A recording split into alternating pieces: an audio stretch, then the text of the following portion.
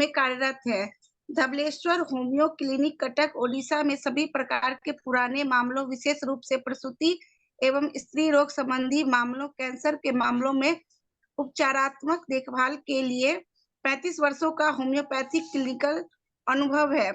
Doctor अभिन्न चंद्र homeopathic medical college एवं hospital Bhubaneswar में मेटेरिया मेडिका विभाग में 18 वर्षों का शैक्षिक शिक्षण अनुभव है इनका। रिसर्च CCRH भारत सरकार के तहत सहयोगात्मक अनुसंधान परियोजना प्रसव की अवधि पर होम्योपैथिक चिकित्सा की प्रभावकारिता में प्रधान अन्वेषक के रूप में काम किया है इन्होंने।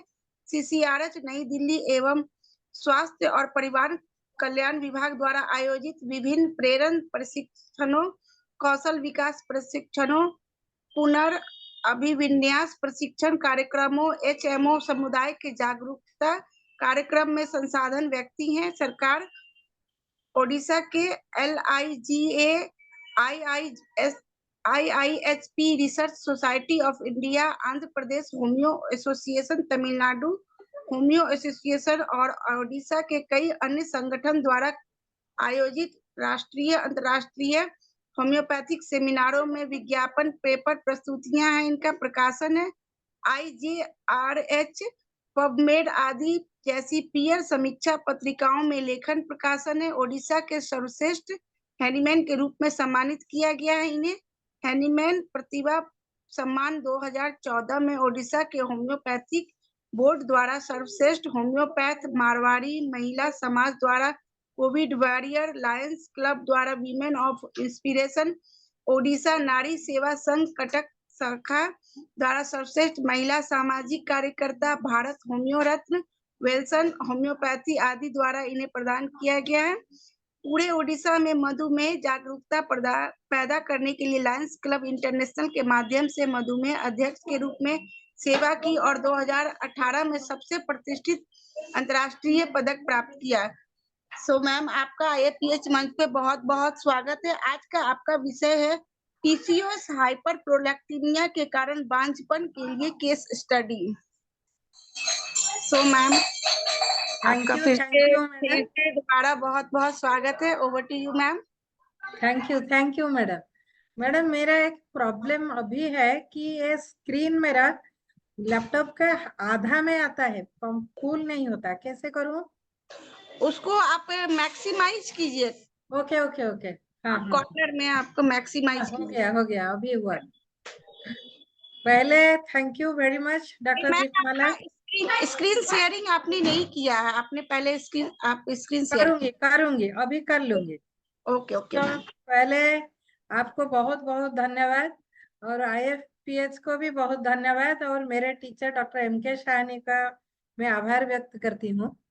सो रियली डॉक्टर दीपमाला, बहुत दिन के बाद आपको देखा, 2-3 साल हो गया गया सेमिनार के बाद। हाँ, 3 साल हो गए मैम। हाँ, अभी मैं रियली जिला होम्योपैथिक चिकित्सा अधिकारी से मैं लास्ट 29 फरवरी 2-3 दिन पहले मैंने रिटायर्ड किया गवर्नमेंट जॉब से, स्टेट गवर्नमेंट की जॉब से। सो मैं अभी प्योरली प्रैक्टिशनर ही हूँ धबलेश्वर होम्यो क्लिनिक में। सो अभी हमने रियली आज का मेरा एक केस स्टडी है। ये जो केस स्टडी मैं शेयर कर रही हूँ, रियली ये इसी पेपर को मैंने लीगा का इंटरनेशनल सेमिनार सरेंटो इटाली में प्रेजेंट किया था और ये बहुत हाई अप्रिशिएशन में गया था। इंडिया से हम बहुत सारे स्पीकर्स थे, उड़ीसा से 3 थे, प्रोफेसर LK नंदा थे, प्रोफेसर निर्मांती थे और माई सेल्फ में थी, 3 उसमें 2019 सितंबर में था। सो मैं अभी स्क्रीन शेयर कर रही हूँ।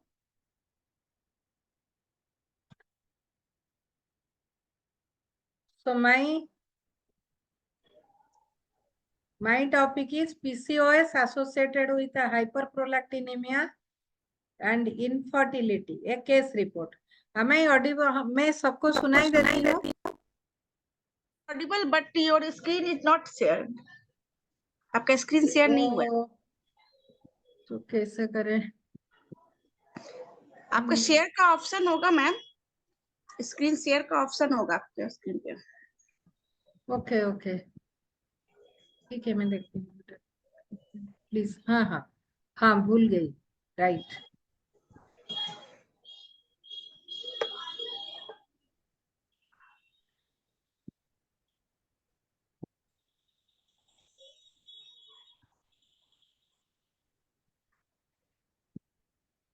फिर भी नहीं आया।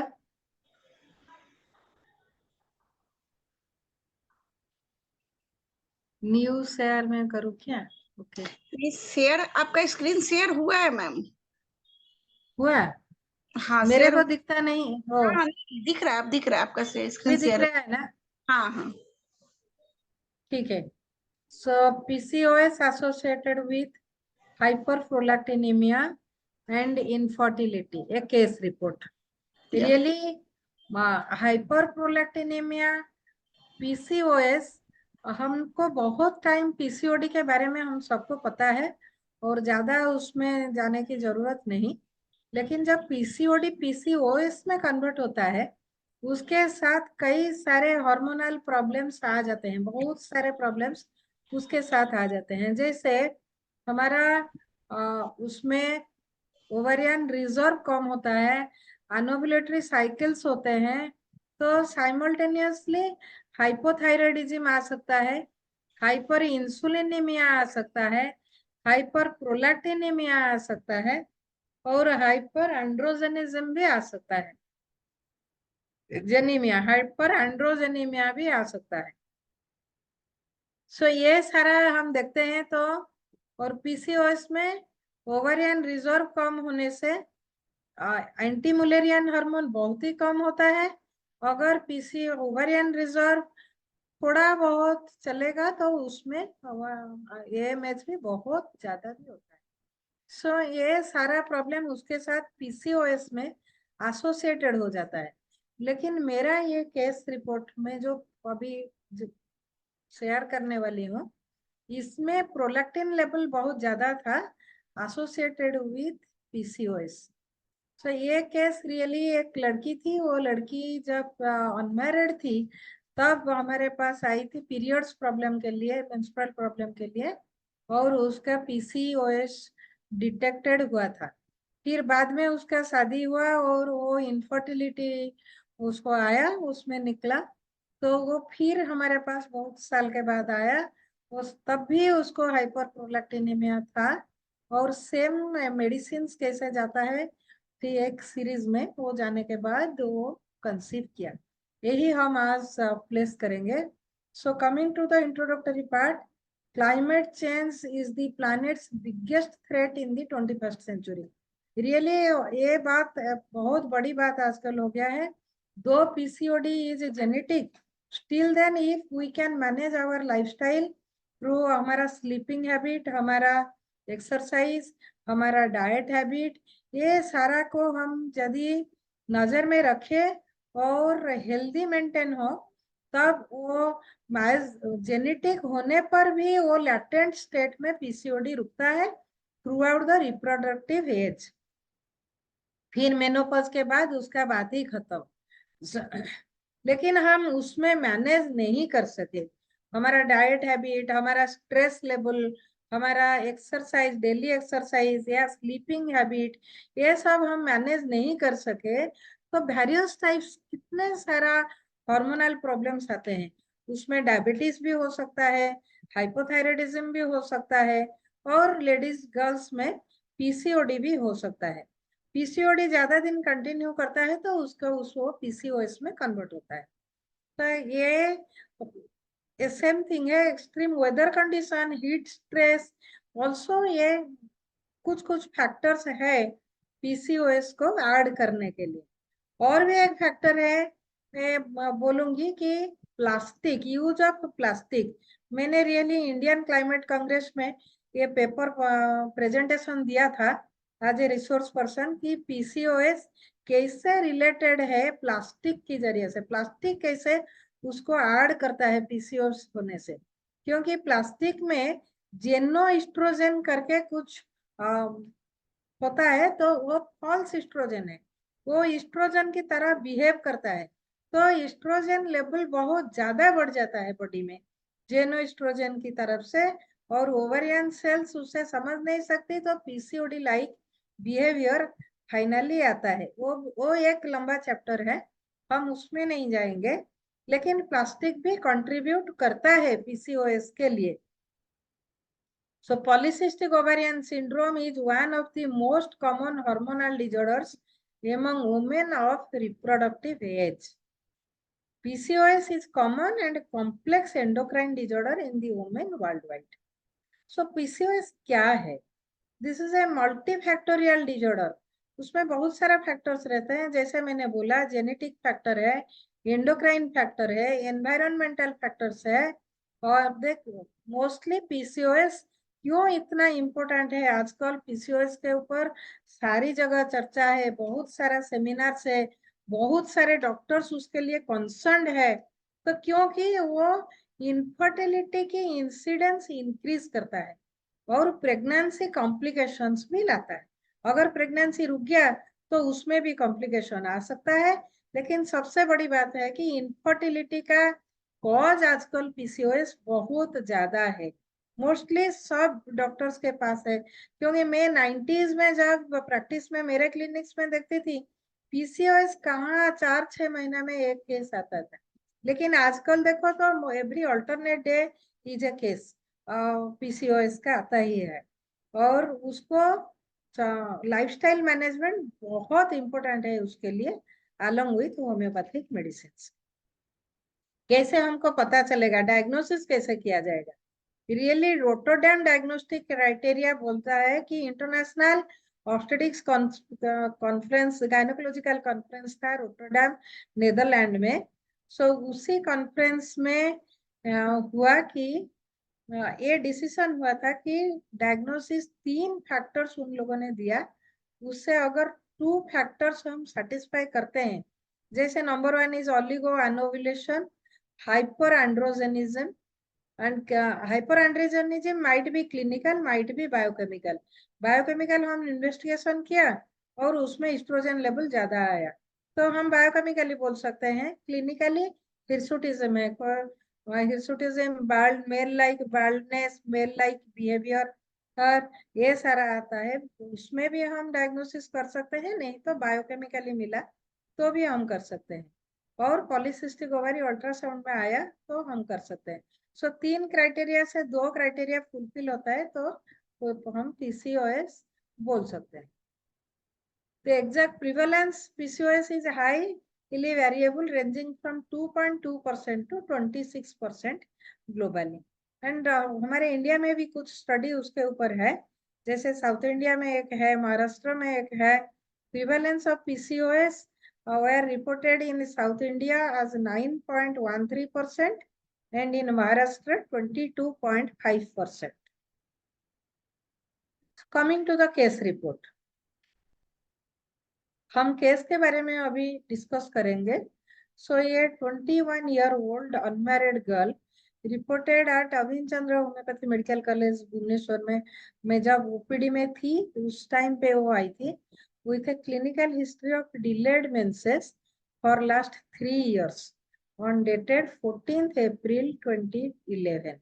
सो इसी डेट पर वो आई थी, तो 3 साल का उसको डिलेड मेंसेस का हिस्ट्री, डिलेड मेंसेस का हिस्ट्री था और इरेगुलर पीरियड्स था। Mostly cycle was 60 to 70 days interval में होता था और फ्लो 2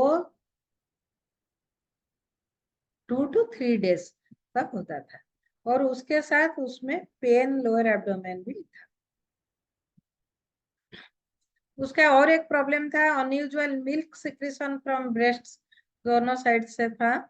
क्योंकि वो लड़की थी, वो सिचुएशन उसको बहुत ही एम्बैरेसिंग कर देती थी, तो उसके लिए वो बहुत वरीड हो जाती थी। रिकरेंट हेडेक था, कोई मॉडलिटीज उसने इतना खास करके नहीं बताया, और chronic constipation, difficult soft stool. कुछ मॉडलिटीज उसको मिला था उसमें, headache aggravation by morning after rising up and anger, thinking long time, exposure to heat, head bath, and ameliorated by mental relaxation. Physical examination में वो ओबेस थी और उनके मुताबिक, उसके बोलने का मुताबिक, वो लास्ट 3 इयर्स में 10 kg वेट गेन किया था। उसका BMI 26.6 था। हमको पता है कि normal BMI is 18 to 24 and 25 to 29 is overweight, obese, and 29 and 30 and above is overweight.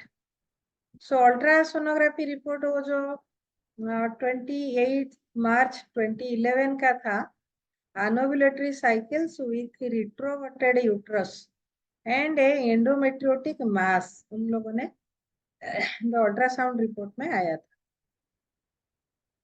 Blood investigation में सीरम प्रोलैक्टिन 35.88 था।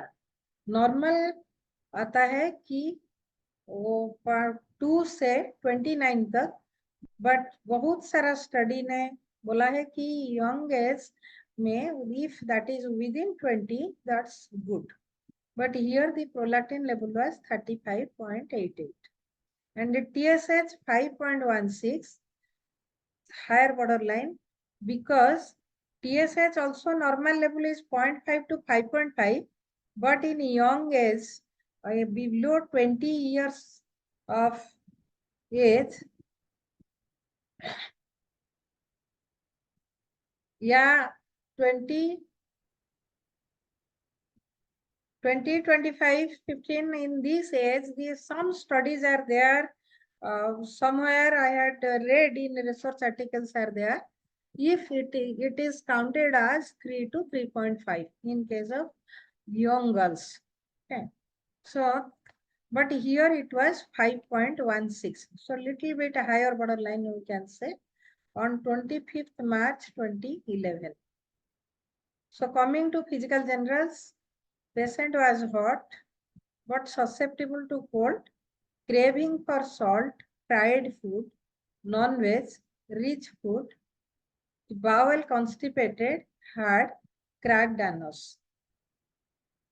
So no other physical generals were quite normal.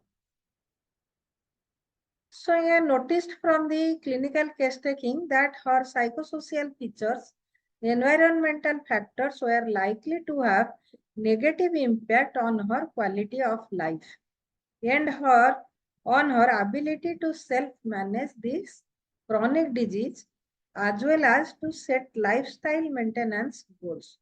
This was addressed as priority. So during मैंने जब case taking हमारे OPD में हुआ तब ये mark किया गया कि उसका मेंटल सिम्टम्स बहुत इम्पोर्टेंट था। उसका एनवायरमेंटल फैक्टर्स उसके ऊपर बहुत नेगेटिव इम्पैक्ट डाल रहा था। उसका क्वालिटी ऑफ लाइफ उतना खास नहीं था। वो एक जॉइंट फैमिली को बिलोंग कर रही थी और जो जिसमें आज बीइंग ए गर्ल चाइल्ड होने की तरह उसको उतना इम्पोर्टेंस नहीं दिया जाता। तो और उसके ऊपर साइकोसोशियल फीचर्स भी बहुत ज्यादा था और इसीलिए वो बहुत ज्यादा उसके लिए अफेक्टेड हो जाती। So coming to mental generals, हमने ये सारा सिम्टम्स उससे कलेक्ट किया था।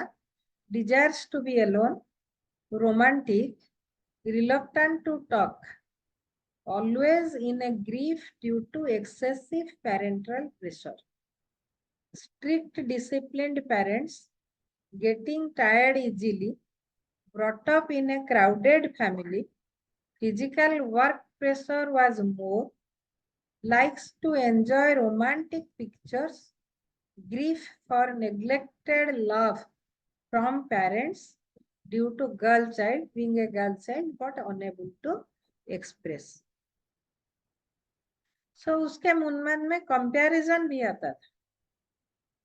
So this is the first investigation report of 28 March 2011, where it is mentioned that normal retroverted uterus, anovulatory ovaries, and adnexal mass with that might be endometriotic mass. What she brought to us. And this serum prolactin was carried out next, that is that came about 35.88,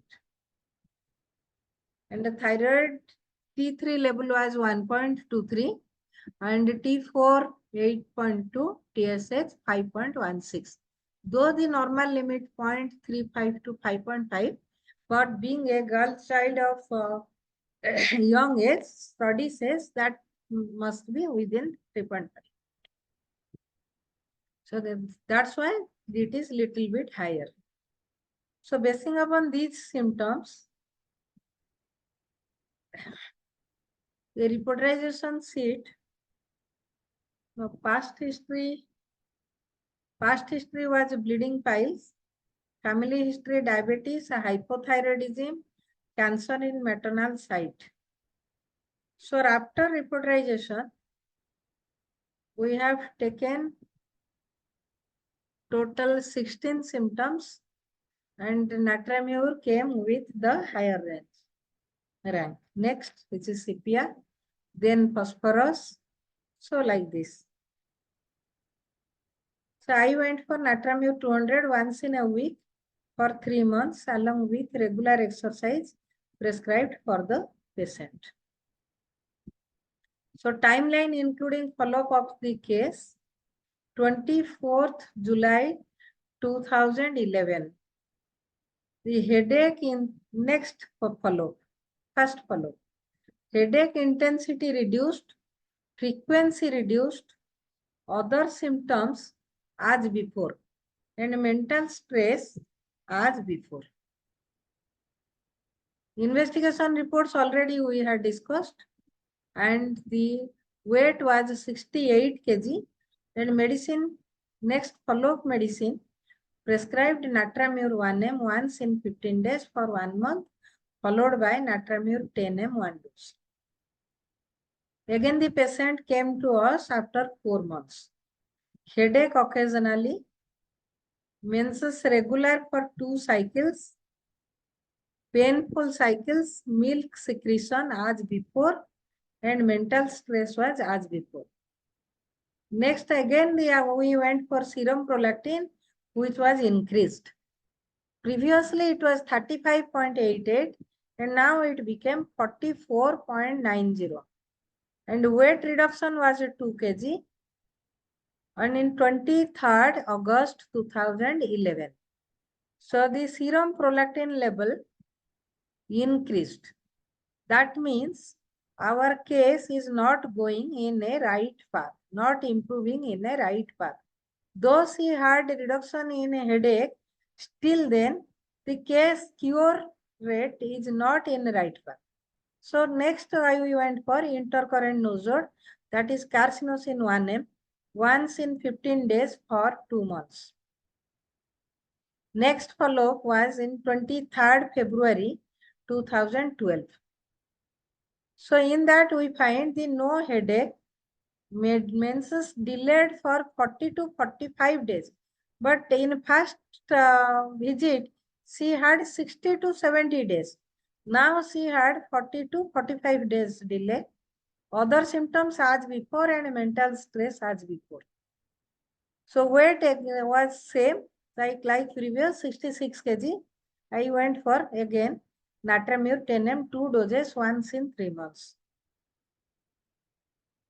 So this is serum prolactin 44.90. Next, I went for again in 6th July 2012. The ultrasound of abdomen and pelvis. There the both ovaries are enlarged in length but normal in volume. So that they show multiple small cysts, no dominant follicles are seen. But here is in this A ultrasound में endometriotic mass नहीं था. शायद that was due to might be due to Natramur that has vanished. So again, the same PCOD problem, consistent with PCOD. Next timeline, 15th July 2012. So no headache, no constipation, but menses delayed. Other symptoms as before. Mental stress as before. So ultrasound revealed bilateral PCOD on 6th July 2012. Weight reduction again 2 kg, 64. And medicine prescribed Natramur 10 mg 2 doses in 3 months interval. After that, she got married in 2013, discontinued medicine for 1 year and 6 months, avoided conception for 1 year because she has to move like that. And her husband left home for distant job place, and the lady stayed with in-laws to take care of them for last 3 months when she came to us. Again, she approached us in 18th June 2014. Delayed menses relapsed. That means in between she had regular menses to some extent, but again the delayed menses, milk secretion was as before, no mental stress because she was very happy, cheerful, though away from husband for last 3 months. But still then उसके in-laws house में उसका बहुत उसको बहुत love and affection मिला, उसका importance भी था, इसलिए उसको जो स्ट्रेस था वो लेवल बहुत कम हो गया. लेकिन वेट भी गेन कर गई हो, 68 kg था. I went for pulsar. Again, I went for a reporterization. Will show you. Taking these rubrics, that is the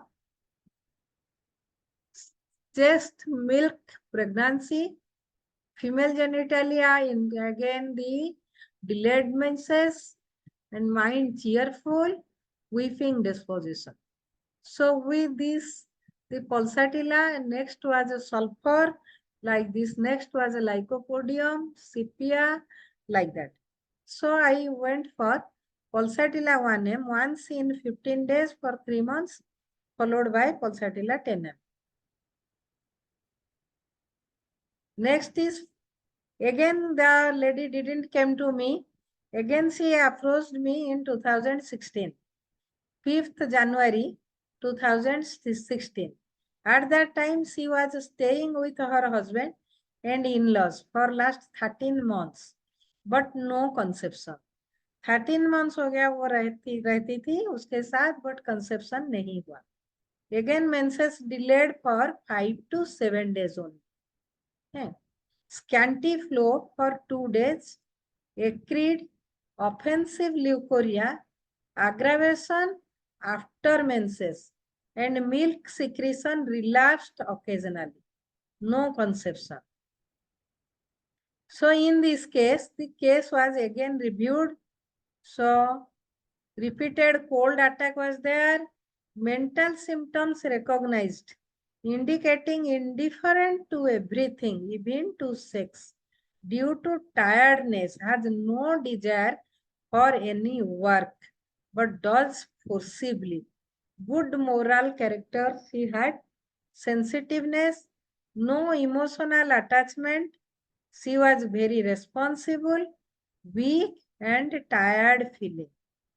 So the case, the mental symptoms were reviewed because with the pulsatilla, she, after Natramur, she had the milk secretion was as usual, the stress level was as usual, only the menses interval reduced to some extent and headache reduced. After that, again carcinosin, again I went for case was reviewed and I went for pulsatilla in 2014. After pulsatilla, the menses interval reduced 5 to 7 days, but still 14 to 16, she continued to be with her husband for 13 months. She had already taken pulsatilla 10M, but she didn't conceive, and the milk secretion also relapsed occasionally. Okay. And had acrid offensive leukorrhea, aggravation after menses, And the mental symptoms reviewed. In this case, still I remember the mental symptoms helped me a lot. If हम जब पढ़ेंगे कि Catherine Coulter में सिपिया is a drug and very well defined, बहुत सुंदर से उन्होंने लिखा है कि इनफर्टिलिटी के लिए natrum mur, calcarea carb, sepia are very good drugs. And और भी बोले हैं कि सेपिया में हम 3 तरह का, वो that is a female remedy, and हम 3 तरह का फीमेल हमको मिलते हैं, फीमेल कैरेक्टर्स हमको मिलते हैं सेपिया में। नंबर 1 इज ओवरवर्क्ड, मैंने लिखा ओवरवर्क्ड हाउसवाइफ और emotionally withdrawn housewife, overworked wretched housewives. Catherine Coulter has written the word overworked wretched housewives. That is वो लड़की का शादी हो गया, उसके बाद उसके हस्बैंड बाहर गए और वो इन-लॉज के साथ रहती थी, बहुत खुश थी, लेकिन वो उसको भी प्यार मिलता था, वो उसको वो चाहिए था, सब ठीक था, लेकिन उसका वर्क प्रेशर इतना ज्यादा हो गया उस फैमिली में कि धीरे धीरे उसको डिसअपॉइंटमेंट आया। सो ओवरवर्क्ड रेचेड हाउसवाइफ्स, उसको डिसअपॉइंटमेंट आया और धीरे धीरे इतना डिसअपॉइंटमेंट आया कि वो सबसे बात करने को उसको मन नहीं आया, और उसको काम का प्रेशर इतना था कि उसके हस्बैंड के साथ भी वो रोमांटिक बात, और जो बहुत रोमांटिक थी, लेकिन वो कैरेक्टर उसका धीरे धीरे चेंज हुआ और वो उतना उसमें इंटरेस्ट ही नहीं रहा, उस स्पेसिफिकली सेक्स में भी उसको इंटरेस्ट धीरे धीरे नहीं आया, क्योंकि वो बहुत टायर्ड हो जाती, उसको मन में नहीं था, ये बात नहीं था, उसको लव एंड अफेक्शन दूसरों के लिए नहीं था, ये बात भी नहीं था, क्योंकि वो बहुत टायर्ड हो गई थी, उसका मैनिफेस्टेशन उसको नहीं आता था। तो अब जब मैट्रामेडिका में हम जाएंगे, रियली मैट्रामेडिका भी यही लिखता है कि sepia the love and affection is there but it is benumbed, the manifestation is benumbed, manifestation हो नहीं सकता क्योंकि वो बहुत टायर्ड हो जाती थी। एक तरह का, दूसरी तरह का हमको मिलता है सिपिया लेडी, कि हम थोड़ा मैट्रामेडिका डिस्कस करें यहाँ पे, तो उसको मिलता है कि हमको एक तरह का मिलता है ओवरवर्क्ड रिचेड हाउसवाइफ्स और emotionally withdrawn women. Second category हमको मिलता है कि career contented women, career contented women, वो कैरियर में उतना घुस जाते हैं कि और सारी तरफ से उनको अच्छा नहीं लगता, वो उनको विड्रॉ करने की सोचते हैं, इवन इफ फैमिली मेंबर से, सब काम से, और उनका जो सेक्सुअल लाइफ है उससे, सबसे वो चाहते हैं कि उस टाइम अगर कैरियर के लिए दिया जाए तो अच्छा है, इसमें क्यों देने का। तो इसीलिए वो धीरे धीरे उससे भी विड्रॉन हो जाते हैं, इंडिफरेंट हो जाते हैं, दैट हैपेंस इन सेपियालिटी। And the third category is dissatisfied complainer, वो किसी में भी सेटिस्फाइड नहीं होते, ट्यूबरकुलिनम की तरह। सो उसमें थोड़ा सा ट्यूबरकुलर फीचर्स थोड़ा बहुत उसमें आता है ये सब, जो साइकोटिक मैजम का है, सर तो बहुत ज्यादा बोलेंगे मेरे से, साहनी सर है यहाँ पे। सो लेकिन उसमें थोड़ा बहुत वो सिप्लिटिक फीचर, सुडो ट्यूबरकुलर फीचर्स भी है, जिसके लिए वो थोड़ा डिससेटिस्फाइड हो जाती है, और उसके लिए भी वो सबसे विड्रॉन होती है। तो ये विड्रॉन इंडिफरेंस कैरेक्टर उसमें बहुत ज्यादा मिलती है सिपिया में, जो हमको नाट्राम्यूर में भी मिलता है, फॉस्फोरस में भी इंडिफरेंस मिलता है, लेकिन नाट्राम्यूर में प्लीजेंट थिंग्स के लिए, प्लेजरेबल थिंग्स के लिए, एंजॉयमेंट के लिए इंडिफरेंस मिलता है, और फैमिली मेंबर्स के लिए नहीं। फॉस्फोरस में, फॉस्फोरस तो प्राइमरीली वो इंडिफरेंट नहीं है, बहुत एंजॉय करती है फैमिली लाइफ, बहुत एंजॉय करती है फ्रेंडशिप और रोमांटिक और घूमना, पिक्चर देखना, सारा एंजॉय करती है, लेकिन बाद में सेकेंड जब सोरा होती है, सेकेंडरीली वो कुछ साल के बाद जब सबसे उसको कुछ डिप्रेशन आता है, कुछ बिट्रेडनेस मिलता है, तो gradually psoric phosphorus goes to the tubercular और सिप्लिटिक वन। सो उस फेज में जब सेकेंडरी फेज फॉस्फोरस का आता है, जिसमें वो सोरा से ट्यूबरकुलर की तरफ जाता है मैजम, तो उसी फेज में पैथोलॉजिकली भी वो बहुत ज्यादा सोरिक फीचर से ट्यूबरकुलर फीचर मैनिफेस्ट करती है फिजिकल स्फीयर में। मेंटल स्फीयर में भी जो इतना एंजॉयमेंट उसको था, रोमांटिक था, फैमिली एंजॉय करता था, फ्रेंड्स एंजॉय करता था, वो इंडिफरेंट हो जाता है।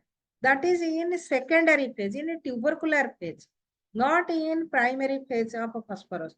सो फॉस्फोरस का दो फेज होता है, इंडिफरेंस जब वो सेकेंडरी फेज में आता है, जब वो किसी से बातें भी करना नहीं चाहता, बातें सुनना भी नहीं चाहता। लेकिन सेपिया में ऐसा है नहीं। सेपिया एवरी फेज, अगर प्राइमरी हो सेकेंडरी हो, और फैमिली मेंबर्स हो या प्लेजरेबल इवेंट्स हो, किसी के लिए भी उसका अटैचमेंट नहीं रहता है, वो विड्रॉ करती है और इंडिफरेंट हो जाता है। सो इंडिफरेंट में हमको रिपोर्टरी में सीपिया इसीलिए हायर ग्रेड में मिलता है। सो लेकिन सीपिया का क्या है कि वो इसी केस में क्या हुआ, तो अगर चाहती तो उसके हस्बैंड के साथ पहले से भी जा सकती थी, वो उसके इनलॉज के पास नहीं रहती, वो झगड़ा करती कि नहीं मेरे को जाना है। लेकिन उसने ऐसा नहीं किया, उन्होंने इनलॉज के साथ रुका, क्योंकि उसको ड्यूटी कॉन्शियसनेस है, उसका मोरल सेंसिटिविटी है, वो सीपिया ड्यूटी कॉन्शियस है। उसको लगा कि मेरा ये ड्यूटी है कि मैं मेरे इनलॉज का ख्याल रखूं, वो उसके अंदर है। फिर भी वो इतना काम का प्रेशर उससे हुआ कि वो सबसे विड्रॉ हो गई। उस कई धीरे धीरे ये सिम्टम्स उसमें आ गया, जो अंदर था कॉन्स्टिट्यूशन वैसा था, लेकिन वो मैनिफेस्टेशन नहीं हो सका था, वो हो गया। सन इन्वेस्टिगेशन रिपोर्ट्स के लिए हमने भेजा। सो टीएसएच अगेन बढ़ के आया, 5.16 से 6.32 आया। प्रोलैक्टिन, क्योंकि उसका मेंटल स्ट्रेस लेवल और भी बढ़ गया था, तो उसमें टीएसएच लेवल बढ़ता है। ठीक है, प्रोलैक्टिन, लेकिन प्रोलैक्टिन कम हुआ 28.99। पहले जो 35 पॉइंट समथिंग था, फिर 44.9 था, फिर इस बार वो रिड्यूस होके 28.99 हुआ। टीएसएच 6.32 था और हीमोग्लोबिन 11.6 था, डेटेड टू 2 जनवरी 2016। वेट भी थोड़ा रिड्यूस हुआ था एंड मेडिसिन उस टाइम सीपिया प्रेस्क्रिप्शन किया गया, क्योंकि पहला प्रेस्क्रिप्शन आपने देखा होगा उसमें नाट्राम्यूर के बाद सीपिया आया था, और नाट्राम्यूर का कॉम्प्लीमेंट्री भी सीपिया था, बीच में पल्साटिला आया। पल्साटिला का फॉलोप्रीमेडी भी सीपिया बहुत अच्छा होता है। सो इसी हिसाब से सीपिया 200 once in a week दिया गया, and this is the report. क्या यू कैन मार्क टीएसएच इसमें 6.18 है, और prolactin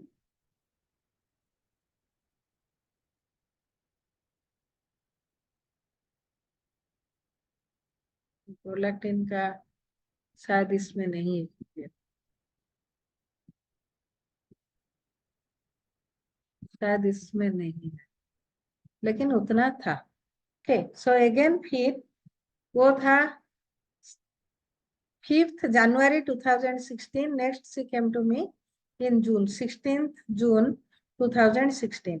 No conception for last 1.5 years, no milk secretion for last 4 months, indifferent to everything, even to sex, too much tired after overexertion for last 1.5 years, no emotion for anybody, menses irregular.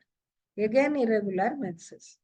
So TSH इसमें सीपिया में देखिए TSH कम हुआ, 3.75 हुआ, prolactin और भी कम हुआ, 11.68 हुआ on 18th June 2016, and weight again reduced 58 kg but no conception. So in that case a strong psychotic drug psychotic miasma, antipsychotic drug I have chosen. For indifference is there, infertility is also there, and the pathology of ovarian cyst is also there. So medurinum 1m was chosen. 2 doses, once in 15 days interval, again followed by Sepia 1m. Sepia 1m followed by Sepia 10m with frequent outings for mental relaxation. So this is very, very important. Lifestyle management. So उसके husband को मैंने तब advice किया था, वो कलकत्ता में रहती थी तब. सो फ्रीक्वेंट आउटिंग्स के लिए बोला था. सो वो लेके गया. Next she came to me in 15th June 2017. So at that time she had pregnancy of 20 weeks. So and the TSH again, due to inquisitiveness, I send her for routine tests of pregnancy. I have seen, and TSH at that time 16th March 2017 she had done 4.92 was there, and CPR 10m was diluted doses once in a week लेने के लिए मैंने दिया, along with iron, calcium and a proper diet of pregnancy. She continued. Because why I continued like this? Because from last 35 years, mostly we can say 30 years of my practice, 35 years practice, for on pregnancy I am working for 35 years. But like this, during pregnancy, to go for a constitutional remedy, I am working since last 2001. So for last 23 years, you can say. So within this, what I have marked near about, in these 23 years, near about 2500 से ज़्यादा या 3000 के अंदर ही मैंने pregnancy cases देखा है. और इसमें एंटीनेटल चेकअप हमारे क्लिनिक्स में हम करते हैं, और इन्वेस्टिगेशंस भी हमारा क्लिनिक्स में हम पैथोलॉजी वालों को बुला के करते हैं, और अल्ट्रासोनोग्राफी के लिए हम भेजते हैं, और सारा एंटीनेटल चेकअप मैं करती हूँ. लास्टली डिलीवरी के लिए जब लेबर प्रोग्रेस होता है तो हम कोई गायनेकोलॉजिस्ट से बात करके उनको केस को भेजते हैं, या पेशेंट का नियर बाय हॉस्पिटल से वो करती है. तो ऐसा हमारा यूजुअल प्रैक्टिस है. तो मेरा, तो उसमें आई हैव मार्क दैट हम अगर ड्यूरिंग प्रेगनेंसी हम constitutional remedy basing upon the presenting complaint, physical generals, mental generals अगर हम प्रेस्क्राइब करते हैं, तो उसमें मोस्टली बच्चा तो बहुत इंटेलेक्चुअली भी हेल्दी होता है, मेंटली हेल्दी होता है, फिजिकली भी रिलेटिवली हेल्दी होता है. सो और आज तक I have never not seen even a single case of autism and ADHD. जितना भी प्रेगनेंसी हमारे कॉन्स्टिट्यूशनल रेमेडी में हमने देखे हैं, उसका आउटकम बच्चे तो अभी 10 साल 15 साल 20 साल का भी हो गए हैं. सो लेकिन उसमें कोई ऑटिज्म ADHD आज तक हमने, या माल कॉन्जेनिटल एनोमली अभी तक नहीं देखे. सो ये भी, वो भी हमारे माइंड सेट हो जाता है कि ये कॉन्स्टिट्यूशनल रेमेडी आप कंटिन्यू करो through out pregnancy. Along with iron लेना है, कैल्शियम लेना है, टिटानस टॉक्साइड भी लेना है, इंजेक्शन लेना लगाना है, और प्रोटीन भी लेना है. और जब कुछ कंप्लेन आता है तो उसी हिसाब से कोई ड्रग, जो भी फीवर हुआ, बुखार हुआ, लूज मोशन हुआ, या खांसी हुआ, या कुछ भी हुआ, उसके लिए एक्यूट रेमेडी जो आता है वही उसके साथ तुम कंटिन्यू करो. ये हमारा एडवाइस हर पेशेंट, हर प्रेगनेंसी केस के लिए रहता है. सो उसी हिसाब से वो कंटिन्यू किया. This is the report. TSH 3.78 and prolactin 11.7.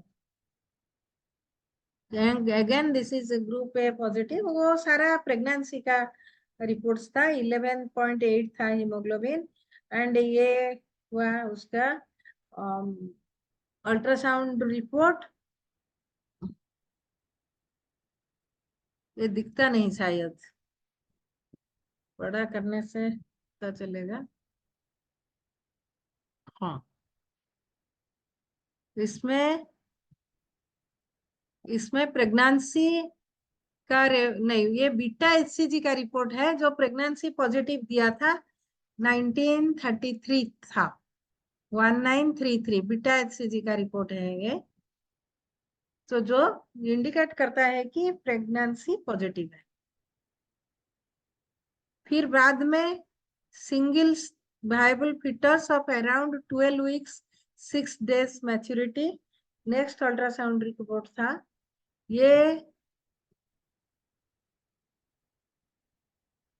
Report हमने आईजीएम टॉक्सोप्लाज्मा का उसी टाइम पे किया था, तो ये भी नॉर्मल आया था।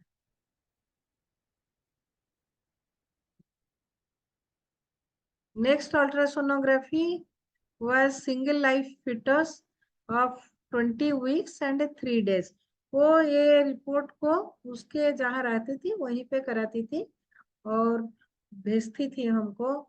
रिपोर्ट्स हुई थे वो पास में, वो गायनेकोलॉजिस्ट से किया, कितने बार चेकअप किया और हमारे पास जब आया तो हमारे पास ही चेकअप।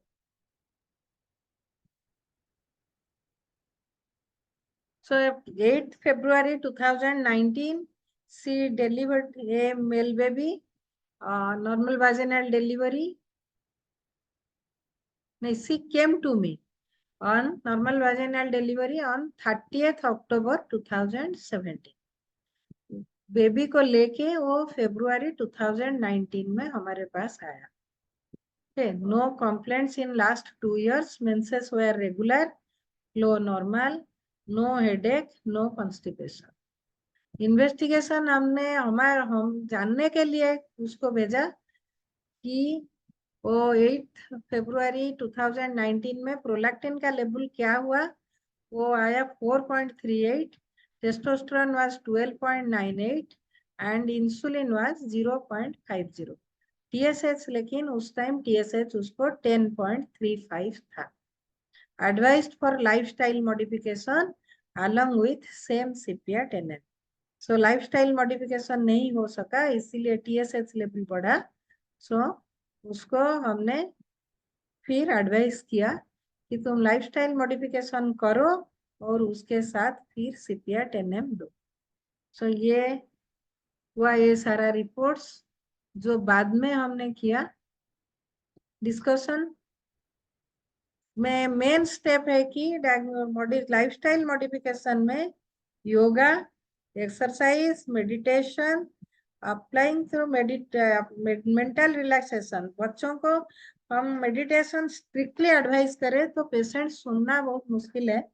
उसको कैसे करना है, उसको थोड़ा अगर वो एक्सरसाइज योगा आसन नहीं करते हैं तो वो आजकल क्या होता है कि वो जो डांस क्लास जाते हैं कि वो जिम जाते हैं कि वो और कुछ कुछ करते हैं, उसमें भी उनका वेट रिडक्शन बहुत अच्छे से होता है और वो भी उसमें भी उनका मेंटल रिलैक्सेशन होता है। तो वो स्ट्रिक्ट मेडिटेशन नहीं करने पर भी चलेगा, वो उसमें इतना प्रॉब्लम नहीं होगा। So this is the analysis. ऐसा था, हमने ऐसा कंटिन्यू किया। profound grief, discontented, profound grief seizes। Grief menses को सीज कर देती है, इग्नेसिया नाट्राम्यूर सेपिया। और डिस्कंटेंटेड प्राउडी ये सब भी था उसमें, सेपिया था। लेकिन इंडिफरेंस, अवर्सन टू सेक्स भी था। बट ये सारा सिम्टम्स इंडिफरेंस आता है, फॉस्फोरस कैल्केरिया पल्साटिला में भी आता है इंडिफरेंस, लेकिन वो प्राउडी डिस्कंटेंटेड वो सब नहीं होते हैं, वो रिवर्स है। मैनिफेस्टेशन ऑफ लव की हम बात करें तो फॉस्फोरस एंड पल्साटिला हम देखें तो इजीली उनके लिए easily pour out affection and care. Natrum mur provides instruction, instinctively assuming the role of a teacher. Teacher जैसे करते हैं रोल, वो वैसा ही लव करता है, तो बहुत केयरिंग है। फॉस्फोरस पल्साटिला बहुत ही अफेक्शनेट है, लेकिन उनका मैनिफेस्टेशन वो पोर आउट पूरा उसके ऊपर डालते हैं। और Calcarea indulges her children and enjoys them in an effortless empathy. वो अपने चिल्ड्रेन के लिए बहुत सारा लव है उसका, कैलकेरिया का, दूसरों के लिए थोड़ा कम। आर्सेनिक, आर्सेनिक भी लव बहुत करता है, लेकिन उसका वॉइस कमांडिंग होता है। लव करता है लेकिन कमांडिंग वॉइस उसको होता है। सेपिया, लव उसमें एब्सेंट नहीं, वो बिनम्ड है और वो एक्सप्रेस नहीं कर सकता। इतना ड्यूटीफुल और डिसकंटेंटेड है कि ड्यूटीफुल है लेकिन डिसकंटेंटेड है साइमल्टेनियस। एंड लव उसको एक बर्डन लगता है, उसको प्यार करना एक बर्डन, रिस्पॉन्सिबिलिटी लगता है, बर्डन लगता है। लाइकोपोडियम, वो फॉरसेक्स उसके फैमिली को बहुत नेग्लेक्ट करता है, लेकिन उसके लिए उसको कोई गिल्ट भी नहीं आता कि वो कंडेम भी नहीं, सेल्फ रिग्रेट भी उससे नहीं होता है। सो लव का मैनिफेस्टेशन हमारे मैट्रिया में बहुत सुंदर से डिफरेंट ड्रग में डिफरेंट टाइप ऑफ मैनिफेस्टेशन हमको मिलता है।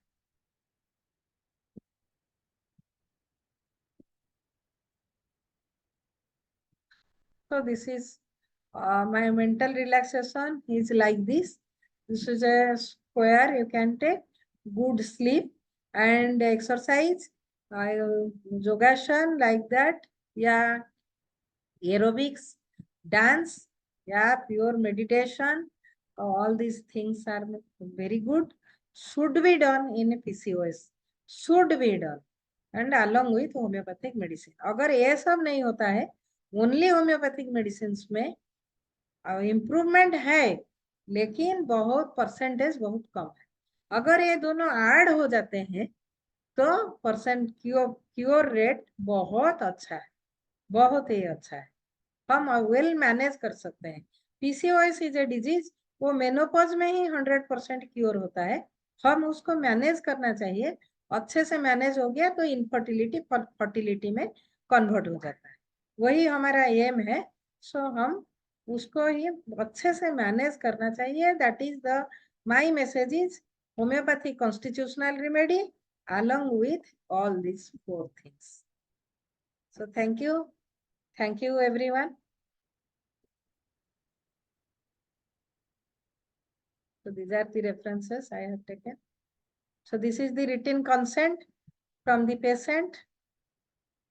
So thank you everyone. Any question?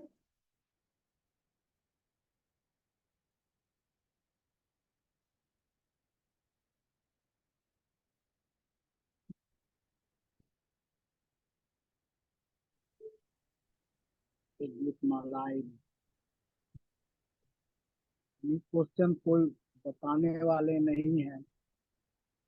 चलिए, बहुत अच्छा प्रेजेंटेशन हुआ madam Panda ji. Thank you.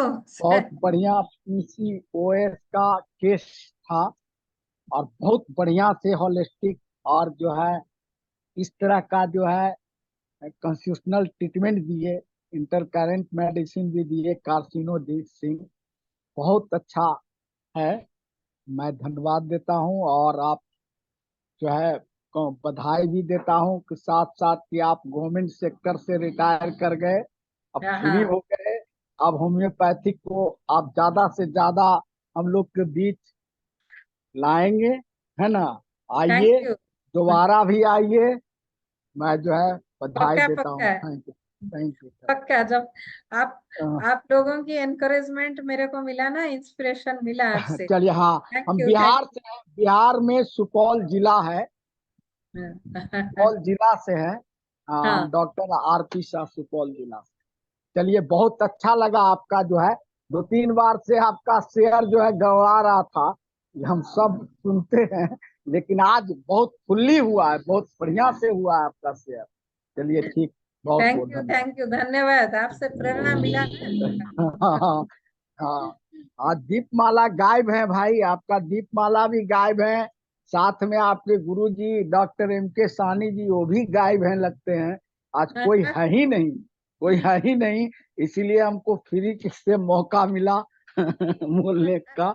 नहीं इसके नहीं, लिए भी डॉक्टर हम दीपमाला थे लास्ट तक तो, डॉक्टर दीपमाला थे, अभी मैंने अभी देखा। गायब हैं, आपका साहनी जी भी नहीं है, दीपमाला भी नहीं। ओके। और हाँ, हाँ, तो हम सोचे कि देखे कि जो है अनम्यूट हो जा रहा है, तो हम भाई बता दिए आपको। धन्यवाद इसके लिए। ठीक, बहुत अच्छा, बहुत अच्छा।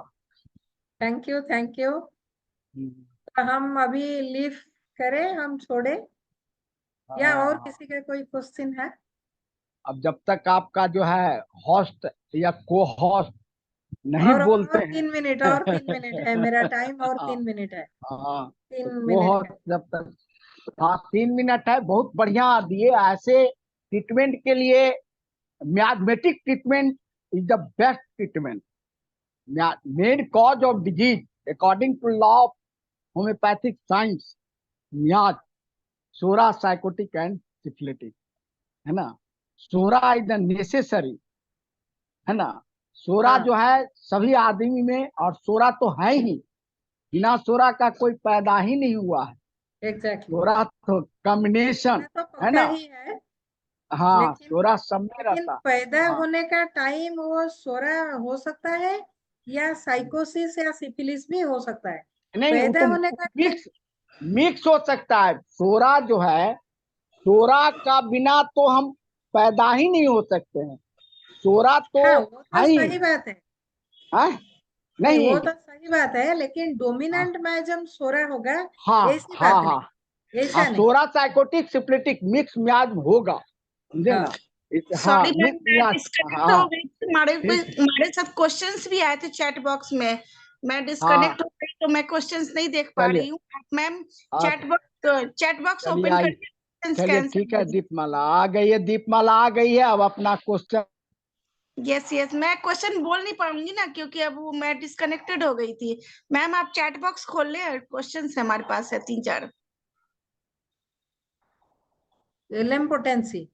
यस हाँ, डॉक्टर हरिनारायण प्रसाद ने बोले हैं कि regarding LM potency, really LM potency is too good sir, I agreed with you, क्योंकि एलेम्पोटेंसी मेरा बहुत ज्यादा प्रैक्टिस है एंड वो बहुत अच्छा है।